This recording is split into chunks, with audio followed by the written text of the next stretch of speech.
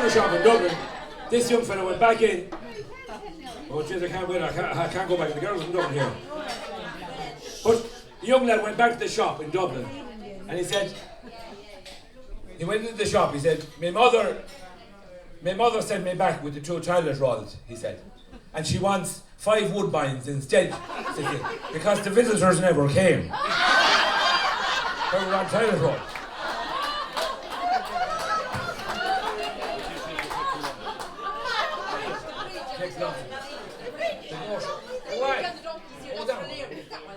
But no, are you sure now? Because I don't want to overdo it, lad. I tell you,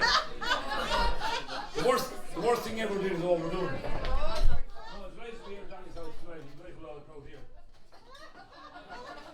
So I started, about 40 years ago, I started going in gardens. I went all the way, working with me out down the street now. We were all running around the town. Yeah, young fella, yeah. And we were great on crack. But this is the story. Now this is an adult story, but it's also a children's story. Is that all right now? Yeah. This lad, going back a number of years ago, he was a long distance hauler, ladies and gentlemen, boys and girls. He was off one morning doing his deliveries. He had a donkey in car, a Lassie car, doing deliveries. You know, a long distance hauler. Delivering coal and butter and various things, various shops and villages. And one morning, there was actually a bad spell we had lately there, windy weather. There was a tree down across the road. He said, I can't. What can I do now? The donkey can't fly. I'm constantly all the stuff. I'll have to go back. So me know the area now. On the way to Waterford, this happened. No, I don't want to be too specific because there's relations of mine down there and they got both from work when the word got round. People heard about it. But he said, I'd have to come up with an alternative route there because there's no point in trying this. That time they used to cut trees with the cross cuts out. They give a fortune cutting one log of timber, you know, it could be a month, you got rid of it. Nowadays it's different. But anyway, he said he went back, he scratched his head. He kept himself thinking, but I'll do that. I did too much, but I lost my hair, but I won't do that now.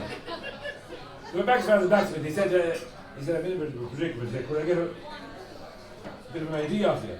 And after going down, he said, I took another route down, he said. I had to take an alternative route to go to Waterford. And down to Mullavat, that would have been stuff. But he said, when I arrived at the railway bridge with the donkey, now the girls asked for this, lads.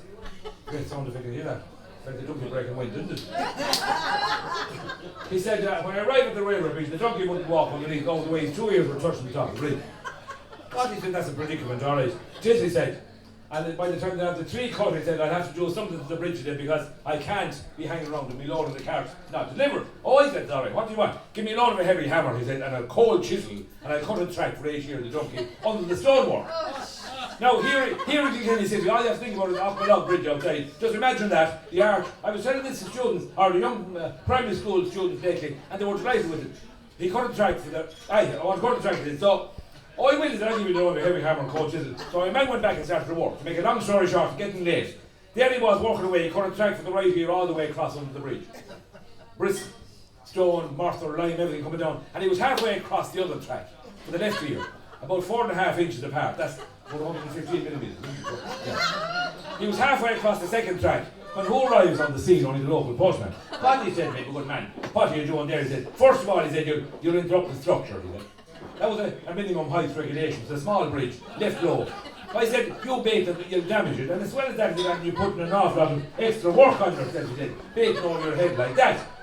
He said, why didn't you call to one of the nearer farmers and get a load of a pick and a shovel, he said, and dig down, crossing up and out let the donkey walk crossing out the far side.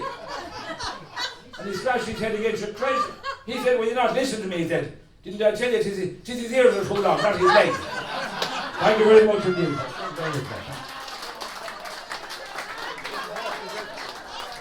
Thank you.